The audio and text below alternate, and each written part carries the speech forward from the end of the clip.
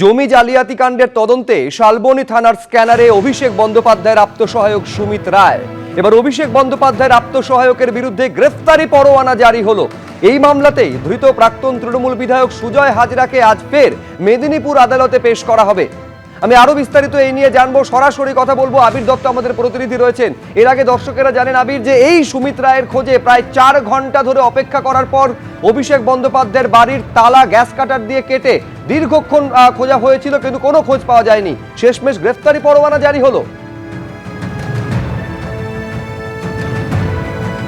দেখো, একেবারেই যেটা পুলিশ সূত্র থেকে জানা যাচ্ছে যে শালবনী থানার এই যে মামলা, জমি জালিয়াতি মামলা বা জমি কেলেঙ্কারি মামলা, যেখানে জমি গ্রহণ করা হয়েছিল এবং তার বদলে যে টাকার লেনদেন, সেই বিষয় নিয়ে যে গড়মিল পেয়েছে পুলিশ, সেই পরিপ্রেক্ষিতে যে মামলা, সেখানে প্রাক্তন বিধায়ক তাকে গ্রেপ্তার করা হয়েছিল। এবং তার সাথে সাথে যেটা আমরা দেখতে পেয়েছি যে অভিষেক বন্দ্যোপাধ্যায়ের বাড়িতেও তার আত্মসহায়ককে খুঁজতে শালবনী থানার পুলিশ যায় এবং তার আগে তারা কলকাতা পুলিশের সঙ্গেও যোগাযোগ করে। এই যে সুমিত রায়, অভিষেক বন্দ্যোপাধ্যায়ের আত্মসহায়ক, তাকে বেশ কয়েকবার নোটিশও করা হয়েছে বলে জানা যাচ্ছে এবং তাকে গ্রেপ্তারি পরোয়ানা ইতিমধ্যে জারি করা হয়েছে। এই যে গ্রেপ্তারি পরোয়ানা জারি হয়েছে সেটা মেদিনীপুর আদালত থেকে হয়েছে, এমনটাই পুলিশ সূত্রে জানা যাচ্ছে। গতকালই সেই আবেদন করা হয়েছিল পুলিশের তরফ থেকে, যে আবেদন ইতিমধ্যে মঞ্জুর হয়েছে বলে পুলিশ সূত্রে খবর।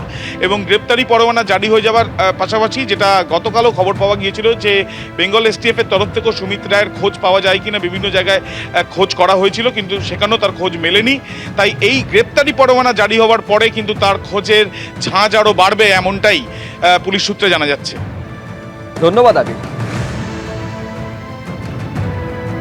সুজয় হাজরা, আপনারা জানেন যে মেদিনীপুরের প্রাক্তন তৃণমূল বিধায়ক, তাকে ইতিমধ্যে গ্রেফতার করেছে পুলিশ জমি কেলেঙ্কারির মামলা। এবার তার কাছ থেকে একেবারে তার সঙ্গে জিজ্ঞাসাবাদেই উঠে আসে সুমিত রায়ের নাম।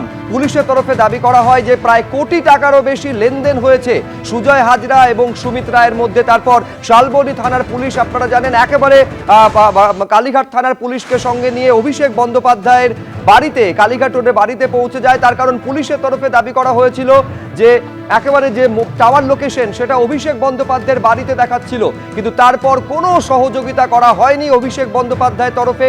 গ্যাস কাটার দিয়ে তালা কেটে তল্লাশির পরেও খোঁজ পাওয়া যায়নি সুমিত রায়ের। আর এবার গ্রেফতারি পরোয়ানা জারি হলো তার বিরুদ্ধে।